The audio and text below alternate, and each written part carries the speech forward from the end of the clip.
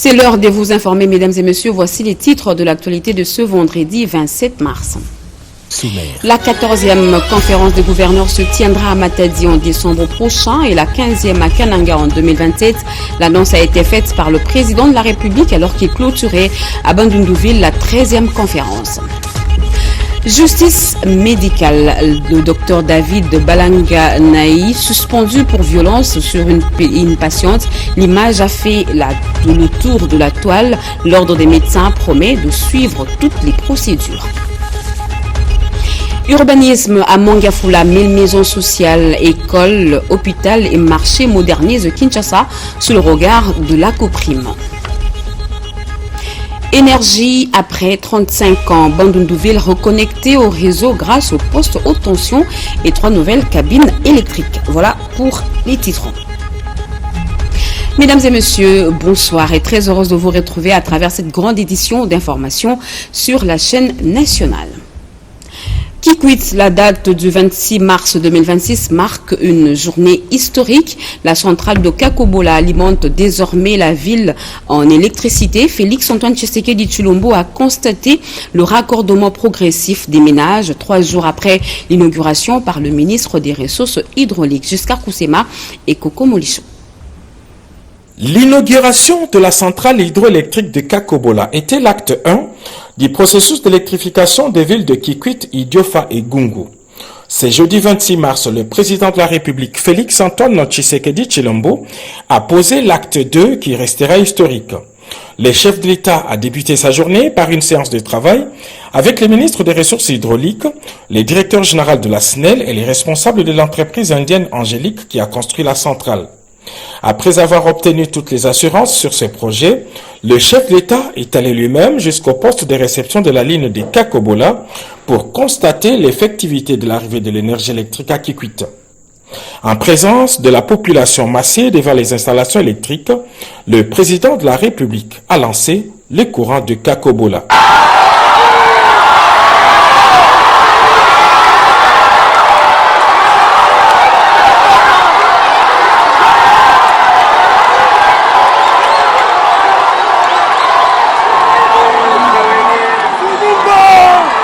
Par cet acte historique, le président Félix Tshisekedi vient d'échanger l'histoire de Kikwit. Avec ce 10,5 MW disponible, la ville va réadapter ses infrastructures pour un raccordement de manière progressive, conformément aux exigences techniques de mise en service et de stabilisation du réseau. Je confirme donc au moment où nous parlons, il y a déjà 9000 ménages qui sont raccordés. Donc si vous faites x10, ça fait 90 000 personnes qui vont enfin pouvoir bénéficier de cette électricité et les écoles, donc nos élèves ou autres étudiants pourront suivre les cours et même étudier le soir. Nous avons les hôpitaux, les centres de santé et enfin les PME. Après près d'un siècle d'attente, les Grands Bandundu, dans son ancienne configuration, se dote enfin d'une infrastructure énergétique structurante capable de répondre durablement à la demande croissante en électricité. Nous sommes très heureux. Au nom de toute la population, nous remercions le président de la République, chef de l'État, de ce courant qu'il nous a doté parce que cela fait longtemps que notre population attendait le courant. Nous ne pouvons qu'être heureux et nous en réjouir infiniment. Je suis né à Kikwit depuis mon enfance en tout cas. Cette ville a été toujours dans les noirs. Aujourd'hui pour nous c'est un jour merveilleux. Et toute la ville, toute la province, tout fils ou toute fille de Kikwit, nous sommes très joyeux parce que le président Fatou est venu mettre fort dans l'obscurité qui régnait dans cette ville de Kikwit. Et pour nous, cette journée témoigne, c'est une journée historique. Depuis des décennies, cette région a souffert d'un accès limité, instable et largement insuffisant à l'électricité, freinant son développement économique et social.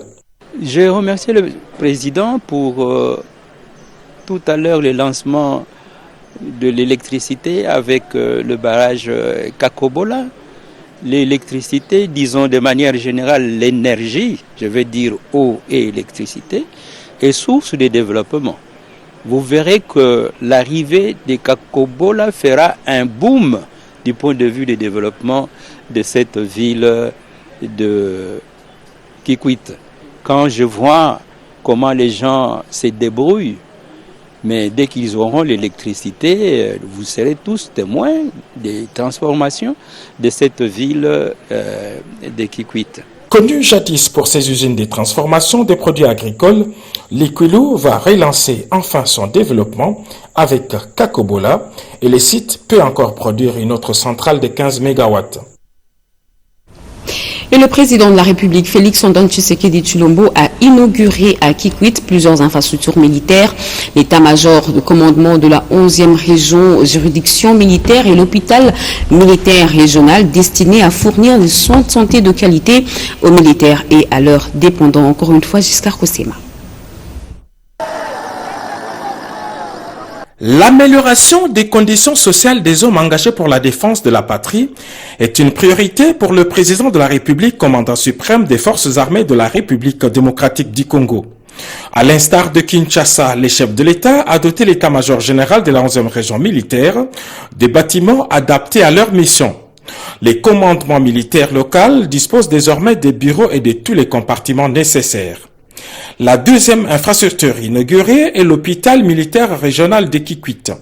Il s'agit d'un imposant bâtiment sorti des terres avec une capacité de 130 lits en temps de paix et une double capacité en situation d'urgence. Un hôpital qui n'a rien à voir avec l'ancien.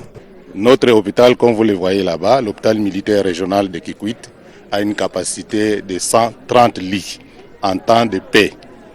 Mais quand il y a des troubles, nous doublons les chiffres, c'est-à-dire 260 lits. En fait, en premier lieu, nous avons les militaires, les persis et leurs accompagnants. Mais l'hôpital, étant un hôpital placé dans la ville de Kikwit, reçoit toute catégorie de malades. C'est-à-dire nous recevons aussi les civils.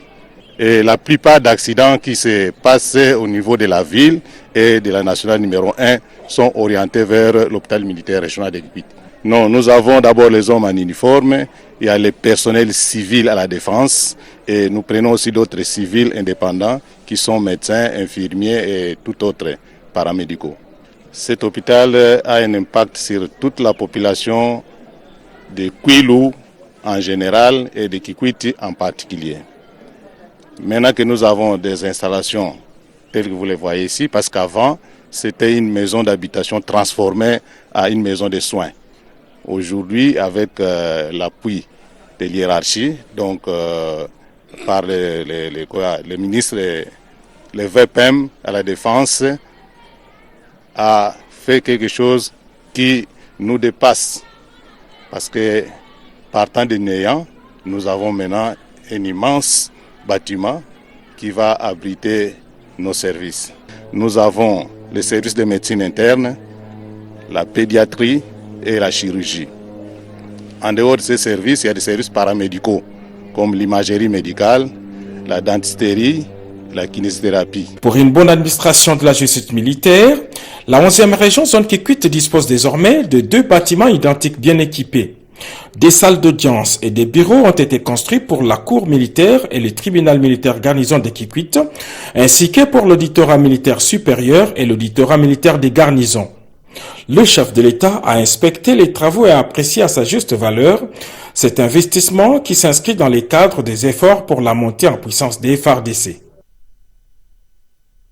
Au Bandundu, le chef de l'État en première ligne face au chef coutumier de Kwilu, Félix-Antoine Tshisekedi Tshilombo, appelle à la vigilance dans un contexte sécuritaire tendu. Le président de la République a également échangé avec le diocèse de Kenge. Monseigneur Jean-Pierre Kwambaba salue les efforts engagés contre les phénomènes Mobondoli. Précision dans ce reportage de Guilain Kabaloudi. De retour à Bandunduville, c'est jeudi 26 mars 2026, après une mission d'itinérance de 24 heures à Kikwit, le président de la République Félix-Antoine Tshisekedi Tshilombo a reçu dans la soirée, dans sa résidence, des chefs coutumiers de la province du Kwilu. Dans une belle ambiance et en présence du gouverneur de province, le chef de l'État s'est entretenu avec ses gardiens des traditions sur la gestion des affaires coutumières et la situation sécuritaire dans le pays. Le président Tshisekedi a insisté sur la vigilance en cette période de crise sécuritaire. Baoto banokanisake baza bakonzi ya Congo bazaki nde bapaya bazosalela bapaya musala po baboma bana ya Congo po bazwa biso na boumbu. Makambo boza komona ezosalema na est ya mboka na biso ezali par hasard te eza mosala ebanda kala ezalaki na relais na kati yao bato tozala kokanisaka bakonzi ya mboka nzoka nde bango nde mutu bazozwa mitindo oyo euti kuna mpo basalaka bana Kongo mabe. Yango nasengi na bino bofungola miso pe boyebisaka bana mboka nyonso baza vigilant. Mouvement nyonso ya suspect bokomona ezala epai ya Congolais, ezala epai ya mopaya, bo signale yango na bakonzi batala ndenge nini bakokende nango de sorte que tobatela mboka na biso. Mboka na biso ezui sikoyo nzela ya développement nango. Yango bozali komona agitation ya batoyo ya misala mabe o balingai kozala kanga biso kaka na boumbu. Yango bozomona agitation mokonzi na bango nde o Rwanda wana o bozomona ndenga za ko sagite azwi kipelekese azo koma koloba loba lokwa mutu aliboma. S'agissant des infrastructures, le chef de l'État a promis la réhabilitation de la route Mongata-Bandundu et la construction prochaine d'une université moderne à Kikwit. Dans un mémorandum lu par leurs représentants, les chefs coutumiers réaffirment leur soutien au président de la République et promettent d'accompagner sa gouvernance. Dans la foulée, les autorités coutumières lui ont remis un présent, symbole de pouvoir.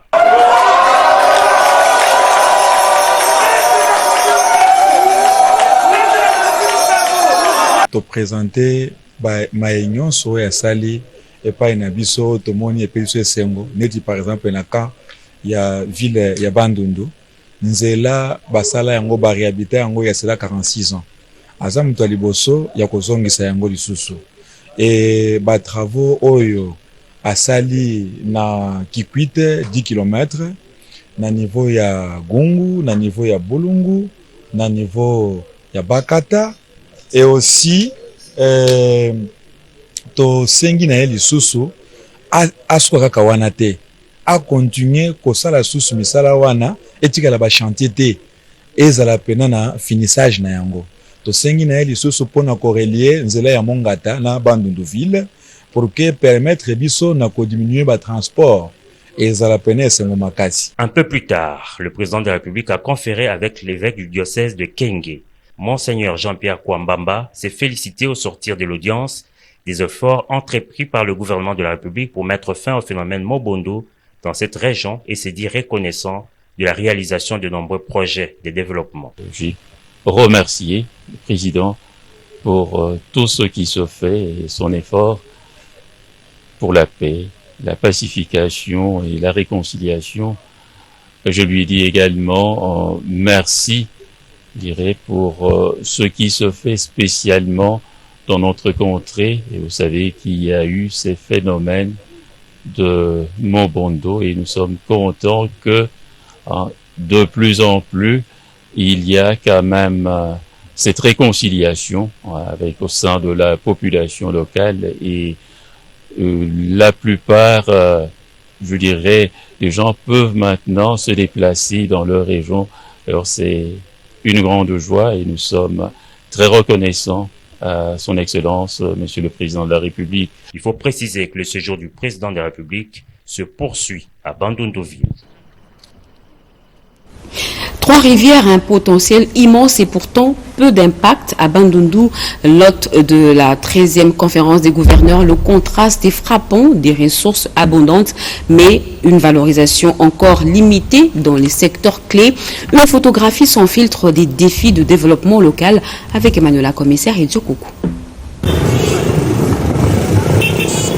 À Bandundu, au cœur du Kwilu, le contraste frappe dès le premier regard. Actuellement, dans la ville de Bandundu, dans la province du Kwilu, quand vous partez à Kinyati, il n'y a plus rien. Quand vous partez dans plusieurs sites, là où il y avait des internats, il y avait des collèges, il n'y a plus rien. Il n'y a plus rien. Ici, la terre est fertile, les rivières abondent, mais les assiettes dépendent encore d'ailleurs. Carrefour naturel entre le Kwilu, le Kwango et le Kassai, la ville peine à exploiter son immense potentiel agricole et halieutique malgré la tenue de la 13e conférence de gouverneurs. Cette conférence est une opportunité pour que les gens, en tout cas les autorités du pays, voient le potentiel de cette ville. La ville de Bandundu a vocation à devenir la deuxième plus grande ville de la République démocratique du Congo, pour plusieurs raisons.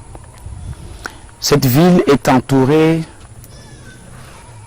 de tous les sols fertiles. Cette ville a une capacité de production halieutique inimaginée. Sur le terrain, les habitants s'accrochent. Femmes courageuses, agriculteurs déterminés, tous travaillent avec des moyens de fortune pour nourrir leur famille. Oui, na kati ya ville ya Bandundu, ezana batu bazana volonté ya kosala. Mais makoki ezalité, c'est pourquoi baza limité, bazo salaka pour la survie. Des préoccupations qui rencontrent les diagnostics déjà posés par le gouvernement, mais aussi par les experts. Les recommandations de la 13e session de la conférence de gouverneurs sont très attendues pour booster ces secteurs appelés à être compétitifs, tels qu'envisagés au premier pilier du programme d'action du gouvernement souminois. Électricité, la reconquête de Bandundu. Après 35 ans de coupure et de privation, Bandundu-Ville voit ses quartiers reconnectés grâce à l'inauguration du poste haute tension et à la mise sous tension de 3 cabines électriques par Teddy Luamba, un pas décisif vers un retour durable du courant dans la ville. Yvette Makontima et Edith Chala. Et oui, à Bandundu-Ville, l'espoir se rallume. 3 cabines électriques viennent d'être mises sous tension à l'Istem, Trois-Rivières et Ville-Basse-Salongo, marquant un tournant historique pour des quartiers plongés dans le noir depuis plus de 3 décennies. À la manœuvre, le directeur général de la SNEL SA, l'ingénieur Teddy Luamba Mouba, qui a également inspecté les postes haute tension de la ville, une première depuis sa mise en service. La SNEL a pu mettre en service des nouvelles cabines et nous étions là pour constater que tout était fait dans les normes, mais aussi c'est un accompagnement pour la satisfaction de notre clientèle et le bien-être de la population selon la vision du chef de l'État Félix Antoine Tshisekedi Tshilombo, qui lui-même est dans la ville de Bandundu à ce jour.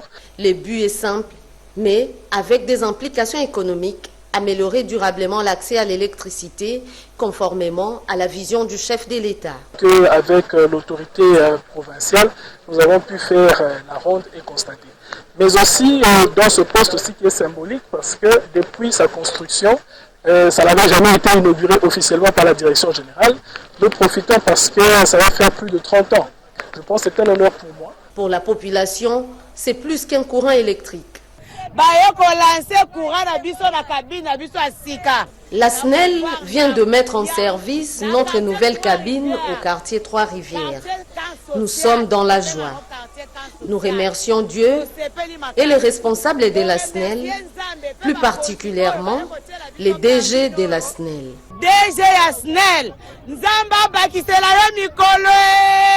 C'est le début d'un nouveau départ économique et social.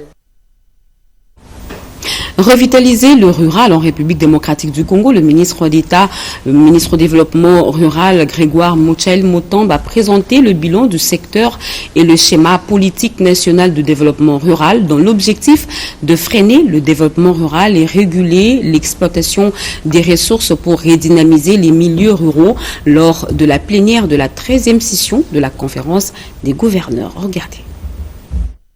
Après le lancement par le président de la République, Félix Antoine Tshisekedi Tshilombo, les travaux en plénière de la 13e conférence des gouverneurs ont débuté le 25 mars 2026 en présence de la première ministre Judith Suminwa. Le ministre d'État du Développement rural, ingénieur Grégoire Mouchel Motombe, a présenté l'état des lieux de son secteur qui est responsable de l'amélioration des conditions de vie de 65% de la population vivant en milieu rural. Selon le ministre d'État Mouchel, cette amélioration va passer par un schéma directeur. Il s'agit de la politique nationale du développement rural qui va accompagner le PDL 145 territoires au travers de la revitalisation du monde rural. Ce schéma est expliqué dans ce document sur l'état des lieux du monde rural et gouvernance du secteur qui a été remis à l'assistance. Il est temps accompagner le gouvernement dans le cadre de la revitalisation du monde rural pour permettre à ce que toutes les richesses soient partagées avec nos frères qui sont dans ces milieux-là, pour permettre à ce que nos jeunes puissent rester dans les milieux ruraux et que nous puissions faire blocage à l'exode rural. Pourquoi il y a l'embouteillage à Kinshasa? Pas seulement à cause des problèmes de route, parce que nous sommes aussi très nombreux à Kinshasa. Tout le monde quitte les provinces, les villages, ils pensent que c'est à Kinshasa où il y a le soleil. Nous devons arranger nos endroits, nos milieux ruraux. Excellence, monsieur le gouverneur. Et madame aussi, madame la gouverneure. Je ne vous oublie pas. Nous devons arranger nos milieux ruraux. Le ministre d'État du Développement Rural, Grégoire Moutom, a annoncé la tenue imminente de la conférence sur le développement rural qui va valider la politique nationale du développement rural. Climat et agriculture, l'alerte est lancée. La perturbation du climat bouleverse les saisons culturales et met en difficulté l'agriculture. À la 13e session de la conférence des gouverneurs, le panel 6 a examiné ces enjeux et les défis environnementaux qui en découlent. Les détails avec Edith Chala. C'est le 6e panel qui a porté sur les défis environnementaux. Les gouverneurs étaient en face du vice-premier ministre de l'Intérieur, Jacques Chabani, qui représentait la première ministre, Judith Souminoa, mais aussi devant les panélistes, la ministre de l'Environnement, Développement durable et Nouvelle économie du climat, Marie Nyangue Ndambo, s'est illustrée dans cet exercice avec les efforts à fournir par chacun pour la réussite du couloir vert Kivu-Kinshasa et du programme La Forêt C'est Nous. Les gouverneurs sont des acteurs majeurs. Le but ici, c'est de faire en sorte que la collaboration soit réelle et qu'on ait vraiment des résultats escomptés. Parce que nous sommes à Kinshasa, des projets travaillent directement à la base. S'il n'y a pas cette collaboration-là, ils ne seront pas informés des projets qui se réalisent, la zone où les projets se réalisent et encore moins du résultat. Une occasion pour le directeur général du Fonds forestier national Dominique Mbouyamba Chimanga d'évoquer la taxe d'abattage dont les revenus sont répartis entre la province et son établissement. Les gouvernements provinciaux en général, nous travaillons sur d'abord la confiance renouvelée entre nous et tout est basé sur les différentes taxes, il y en a 4, mais en termes de nos échanges où il y a 50-50, c'est la taxe d'abattage. La conférence se poursuit avec d'autres thématiques, mais la ministre de l'Environnement, Développement durable et Nouvelle économie du climat, professeur Marie Nyangue Ndambo, entend avoir des échanges soutenus avec les gouverneurs pour évaluer les activités de résilience face au dérèglement climatique et les actions à mener dans le cadre d'adaptation des cultures. Nous vous l'avions dit en titre, c'est un signal fort pour l'éthique médicale. Suite à des violences commises sur une patiente, le docteur David Balanganaya a été suspendu par l'ordre des médecins. Ce dernier précise que toutes les procédures disciplinaires et judiciaires seront suivies pour garantir la justice. Les détails avec Paty Tondouan. Violence verbale et physique à l'endroit de l'accouchée à l'hôpital général de référence de Kinkole, le président de l'Ordre national des médecins, Berthier Sadi, a réagi face à ces scandales innommables d'un médecin qui agresse une patiente. Le ministre de la Santé, Roger Kamba, hausse le ton. J'ai suivi ces images hier soir, moi, et j'ai immédiatement hier soir instruit l'inspection générale de la santé, instruit l'ordre des médecins, mais instruit aussi le secrétaire général pour des mesures immédiates. Face à la décision d'éradier le docteur David Balanganaya Kaimbe de l'ordre, les procédures sont en cours. Notre pratique est régie par un cadre bien déterminé, ce qu'on appelle, nous, le code de déontologie. Et à côté du code de déontologie, il y a les principes d'éthique qui sont universels et qui, dans la médecine, sont régis par 4 piliers. Et les 4 piliers, malheureusement, ont été bafoué dans ce qui s'est passé. Son Excellence, Monsieur le ministre de la Santé, a saisi directement le Conseil national pour demander des mesures urgentes. Et j'ai dit parallèlement, le Conseil, l'ordre n'avait pas attendu et avait déjà instruit justement une procédure de saisine. Et le même jour, hier, au moment où la vidéo devenait virale, le Conseil urbain s'est réuni en urgence pour prendre la première mesure conservatoire face à l'évidence et à la flagrance. Le confrère a été suspendu. La suspension est pour C'est une mesure d'urgence pour éviter la nuisance. Et puis un dossier disciplinaire a été ouvert. C'est comme cela. Quelle que soit la gravité des circonstances, nous devons nous en tenir aux dispositions des lois. Les dispositions des lois disent, même pour un meurtrier, il lui faut lui garantir les principes de la justice. C'est-à-dire que partant de hier, le confrère aura 1 mois jusqu'à la fixation de son audience au niveau du Conseil national qui connaîtra finalement la sanction la plus appropriée au regard de la gravité des événements. Toutefois, le docteur Bertine Sadi a, au nom de la corporation, présenté les excuses à la victime, à toutes les femmes, à la population entière et a demandé à la communauté de continuer de faire confiance aux médecins et aux structures sanitaires congolaises.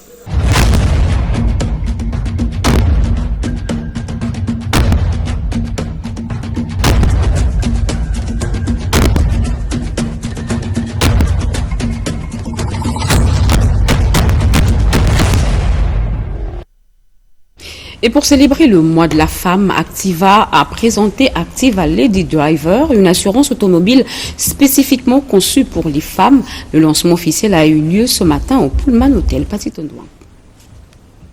Une première dans les paysages assurantiels en République démocratique du Congo, la compagnie d'assurance Activa vient de lancer Activa Lady Driver, une assistance automobile conçue pour offrir aux femmes sérénité, assistance et protection pour leurs proches afin de conduire en toute sérénité. Nous ne voulons pas simplement être votre assureur, disons un acteur de plus. Nous voulons être votre partenaire au quotidien. Un partenaire qui comprend vos craintes, un partenaire qui anticipe vos besoins, un partenaire qui veille à votre sécurité. Activa Lady, ce n'est pas juste un programme d'assurance, c'est un engagement. Un engagement envers vous, envers votre sécurité, envers votre sérénité. Une vision où vous n'êtes pas un segment, où vous n'êtes pas qu'un produit, vous n'êtes pas qu'un client, mais une priorité pour Activa. Un package qui comprend entre autres assistance juridique en cas d'accident. Il comporte premièrement les garanties de base que sont la responsabilité civile, auxquelles nous avons rajouté le vol des accessoires.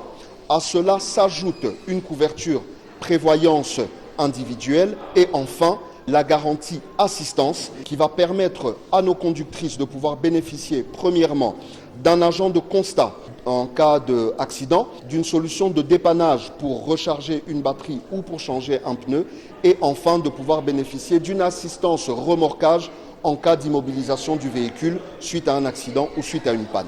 Activa Lady a été présenté à l'échantillon des femmes actives dans la salle qui ont montré leur intérêt par des questions pertinentes qui ont trouvé des réponses justes. La compagnie d'assurance Activa compte dans les prochains jours étendre ses services pour répondre aux besoins de toutes les couches sociales de la population. Clap de fin pour le mois dédié à la femme. À l'OVDA, la parole est donnée à celles qu'on voit peu, mais qui tiennent les routes des dessertes agricoles. Entre reconnaissance absente et rémunération insuffisante, le plaidoyer est direct. Révaloriser enfin le travail féminin au cœur de la production rurale. Joël Makela, P. Junior Bonyoma. Clôture du mois dédié aux droits de la femme, l'OVDA célèbre et interpelle. L'Office de voix des dessertes agricoles a bouclé en beauté le mois dédié aux droits de la femme dans la salle Marie-Ange Lukiana. Autorités et personnel féminin se sont mobilisés autour du thème d'une grande portée, la place de la femme dans la construction et l'entretien des routes de dessertes agricoles. Moment clé, l'appel de la directrice générale adjointe Geneviève Moutouka.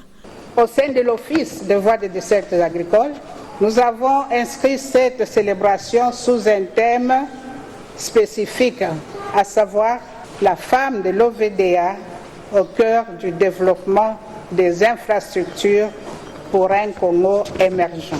Ce sous-thème met en lumière le rôle déterminant des femmes de notre office dans la mise en œuvre des missions de l'OVDA, notamment en matière de construction, réhabilitation et entretien des routes de dessertes agricoles. Le PCA, René Ochudi Olamba, a salué l'engagement féminin rappelant leur rôle central dans la gouvernance nationale. Sur l'impulsion de son Excellence Félix Tshisekedi, chef de l'État, la femme aujourd'hui est à sa place. Nous avons plus ou moins 30% de femmes qui occupent des grands rôles dans notre pays. Entre plaidoyer et célébration, une clôture festive, mais surtout engagée. Concurrence et transparence au cœur du développement, la commission de la concurrence a réuni à Kinshasa cadres et agents pour un atelier de formation sur le droit de la politique et de la concurrence du 26 au 27 mars, soutenu par l'Union européenne et placé sous le haut patronage du vice-premier ministre, ministre de l'économie nationale Daniel Mokoko-Samba. Cet atelier s'inscrit dans la structuration du secteur clé pour l'économie nationale. Rodé Panda. En 2 jours, les participants ont approfondi les connaissances sur les mécanismes de régulation des marchés et les pratiques anticoncurrentielles telles que les monopoles, les cartels, les barrières à l'entrée ainsi que les abus de position dominante. Les échanges ont également porté sur les outils d'analyse économique et les mécanismes de contrôle pour garantir un environnement économique sain et équitable. Les formateurs Gagliardi, Andrea, Filippo présente les principaux axes. On essaie de transmettre ce qui est d'un côté la réglementation de l'EACA, des pays de la communauté de l'Afrique de l'Est. On essaie de transmettre aussi les connaissances, l'application du droit à la politique de la concurrence au niveau européen. Aziza Saïdi Olivia, enquêtrice et officier de police judiciaire, ainsi que Steve Hayes, expert analyste au sein de la commission de la concurrence, Comco, salue cette initiative. C'est important ce genre de formation pour que nous puissions harmoniser les approches, uniformiser le point de vue de l'EAC aussi. Ça nous a outillés de sorte à être capables de pouvoir apporter un plus sur terrain. Les participants de leur côté n'ont pas caché leur satisfaction pour ces enseignements de qualité. C'était aussi un cadre d'échange d'expérience entre les participants, contribuant à une meilleure compréhension des enjeux liés à la concurrence. À travers cette initiative, la Commission de la concurrence réaffirme son engagement à promouvoir une concurrence saine et loyale en RDC, tout en consolidant les bases d'une application efficace et les droits en la matière.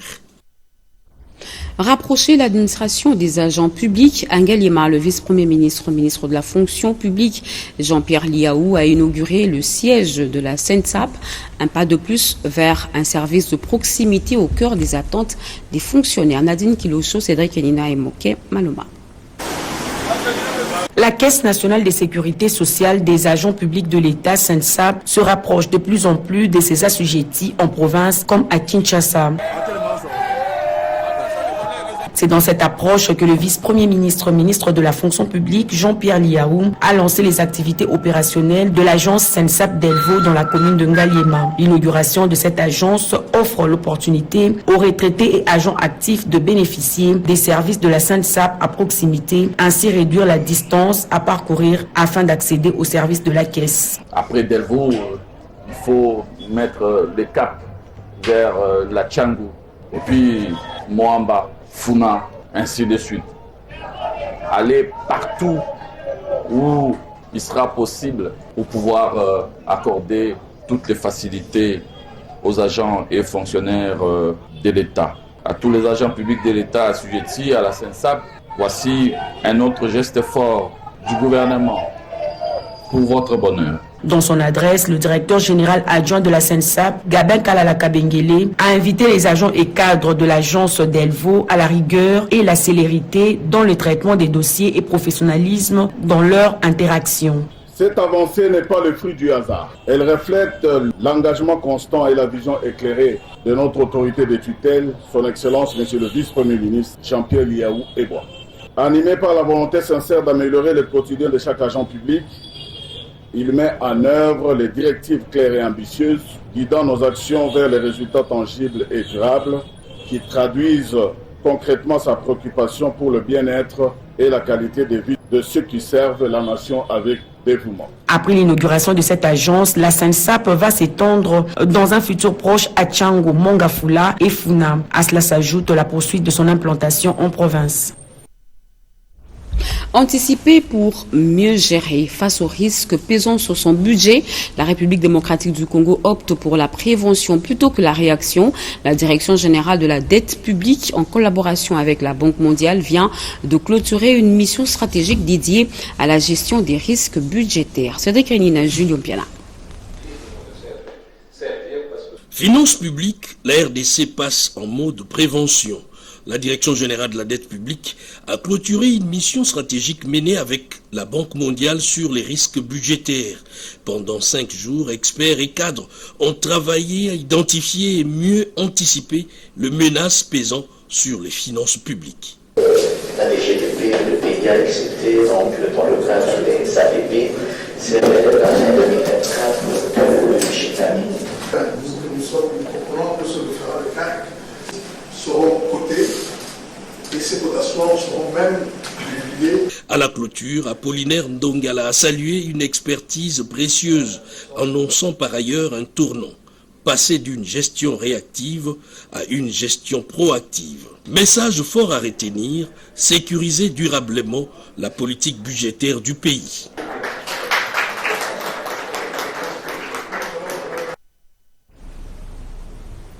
Produire ne suffit plus. Encore faut-il acheminer. À Lukula, dans le Congo central, l'état des routes des dessertes agricoles reste un frein majeur à la circulation des denrées, malgré un potentiel de production réel. Regardez.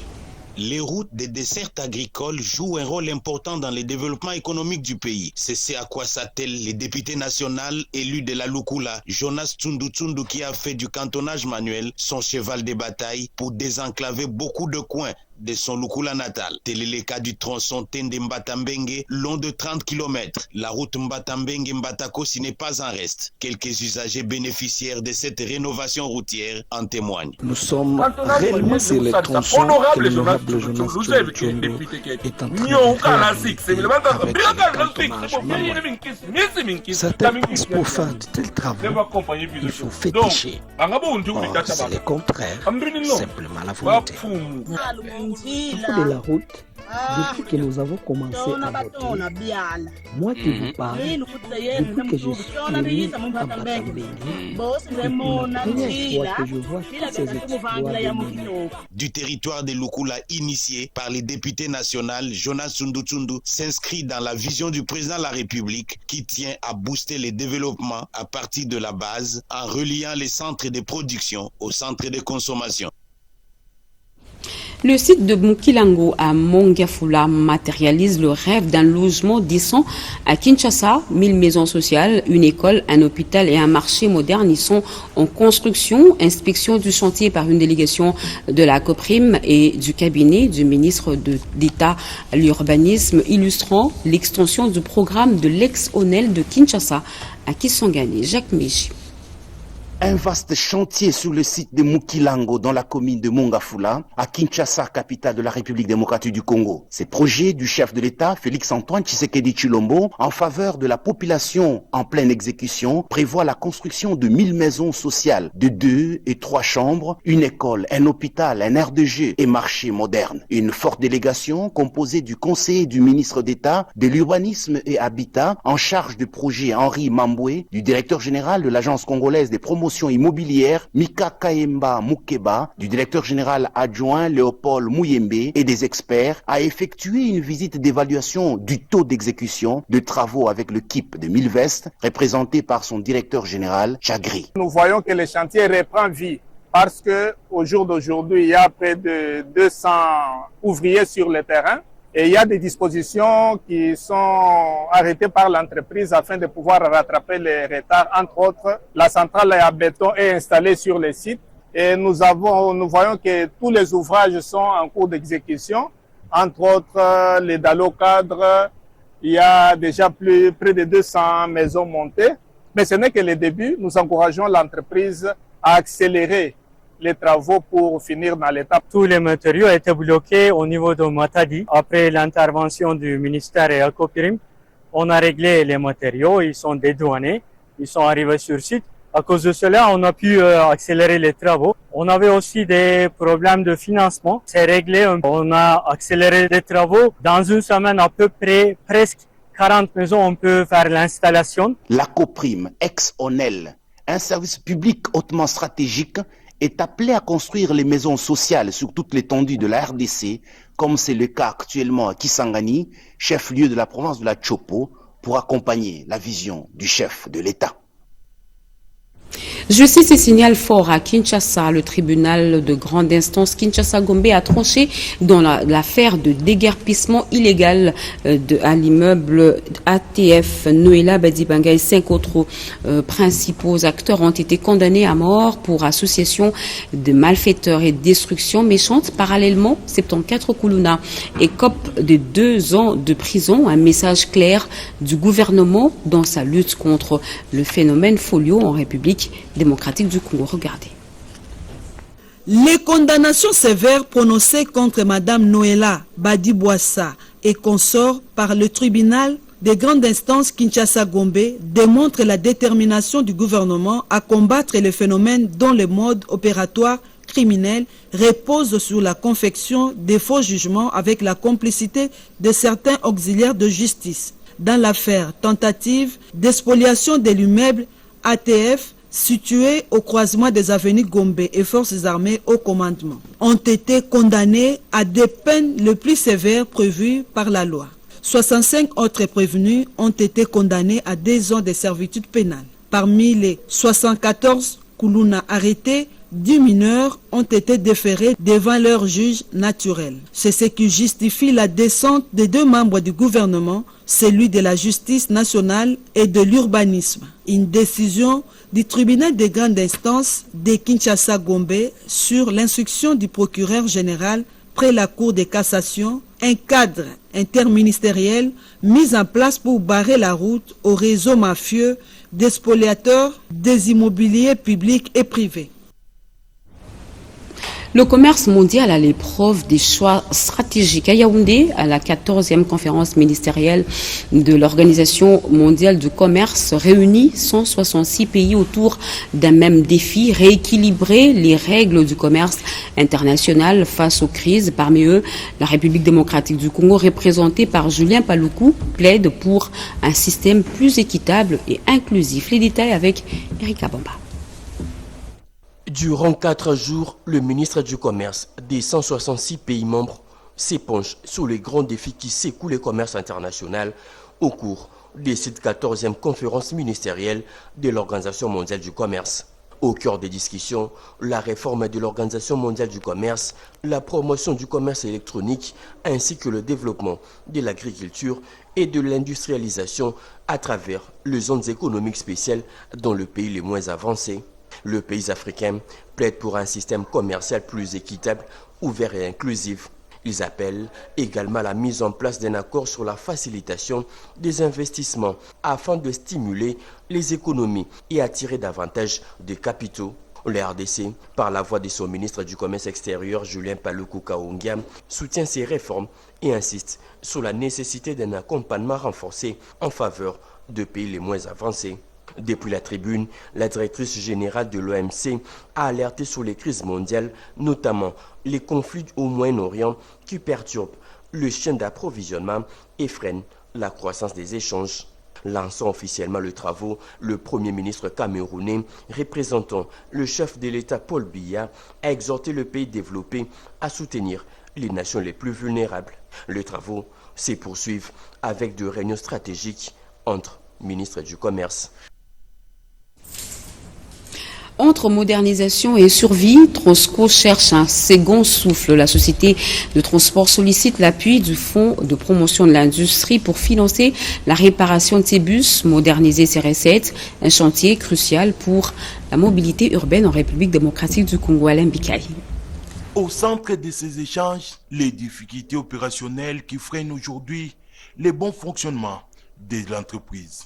Accompagné du président du conseil d'administration et du directeur général adjoint, Jérémy Kiloubou a sollicité un financement destiné à la remise en état de plusieurs bus en panne. Ces soutiens devraient également permettre à Transco de moderniser ses deux garages et à mettre en place un centre de contrôle technique automobile. Une infrastructure qui, au-delà de l'entretien de la flotte, offrira aussi des services aux institutions publiques et aux particuliers, générant ainsi des revenus supplémentaires. Dans le cadre des réformes internes, le directeur général de Transco mise également sur la digitalisation des transactions financières afin de limiter des pertes et renforcer la transparence dans la gestion des recettes.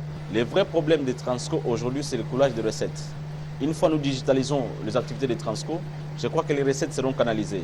Et nous sommes en train de voir aussi comment est-ce qu'il faut améliorer notre service pour que à jamais Transco puisse devenir une société indispensable pour le mouvement de la population. De son côté, le directeur général du FPI appelle à la prudence. Hervé Claude Toumba-Batoukonké exige un état de lieu détaillé de l'entreprise, les montants exacts du financement sollicité ainsi que la situation réelle de la trésorerie. Objectif, sécuriser l'investissement et éviter tout risque de portefeuille toxique, car tout crédit accordé doit être remboursé avec certitude. Charrois et performance, l'INPP se modernise pour accroître la mobilité et l'efficacité de ses directeurs. L'Institut national de préparation professionnelle remet des Jeep 4x4 Toyota Fortuner 2025 sous la supervision du directeur général Godefroy Stanislas Chimanga et de son adjoint Patrick Kayembe. Jojondi Boukaboulou. L'Institut national de préparation professionnelle, le INPP, vient d'accroître encore une fois de plus son charroi automobile en dotant ses directeurs des Jeep 4x4 de marque Toyota Fortuner pimpant neuf, version 2025. Tout a commencé d'abord par le mot du président du comité des cadres de l'INPP, Delou Moulumba, qui a salué la bravoure du directeur général de l'INPP pour son sens élevé de l'écoute en faveur des agents et cadres de l'INPP. Nous saluons avec force votre leadership éclairé dans la conduite de l'INPP vers les nobles missions lui confiées par l'État propriétaire. Le directeur général de l'INPP, Godefroy Stanislas Chimanga Wamutuabo, a dans son allocution réitéré son souci de toujours mettre en avant-plan le social des travailleurs de l'INPP. En ce qui concerne l'ensemble du personnel, nous nous lançons le défi d'acquérir des bus. Premièrement pour certains services stratégiques, notamment la direction des recouvrements. Nous allons tout faire pour que d'ici 2 mois, on trouve au moins deux bus de 30 places. Enfin, le directeur général de l'INPP, Godefroy Stanislas Chimanga, et le directeur général adjoint de l'INPP, Patrick Kayembe Sompi, ont procédé à la remise des clés de contact des 17 Jeep 4x4 faisant partie du premier lot aux différents directeurs, tout en demandant aux bénéficiaires d'en faire bon usage. Signalons que la cérémonie a coïncidé avec les jours anniversaires du directeur général de l'INPP, Godefroy Stanislas Chimanga, qui s'est vu offrir des présents juste après la dite cérémonie. En politique, l'UDPS exprime sa reconnaissance envers Donald Trump pour son implication dans la recherche de la paix en République démocratique du Congo dans sa partie Est. Par la voix de son secrétaire national Raphaël Kapambou, le parti justifie le dépôt d'un mémorandum à l'ambassade des États-Unis en République démocratique du Congo en lien avec l'accord de Washington. Regardez. Le président américain Donald Trump s'investit pour l'instauration de la paix dans l'Est de la République démocratique du Congo et aussi la fin de la guerre d'agression rwandaise en RDC. Raphaël Kapambou, pionnier, secrétaire national honoraire de l'UDPS et président du Front populaire pour la défense de la patrie, est allé à l'ambassade des États-Unis en RDC déposer un mémorandum et donner les trophées de mérite destinés au président Donald Trump. Nous, la majorité silencieuse du peuple congolais, représentée ce jour par le Front populaire pour la défense de la patrie, de l'UDPS Tshisekedi, rendons grâce à l'éternel Dieu qui vous a suscité et placé à la tête des États-Unis d'Amérique afin que vous veniez au secours de notre pays, la République démocratique du Congo, dont la partie Est est agressée et nos concitoyens sauvagement massacrés depuis plus de 30 ans.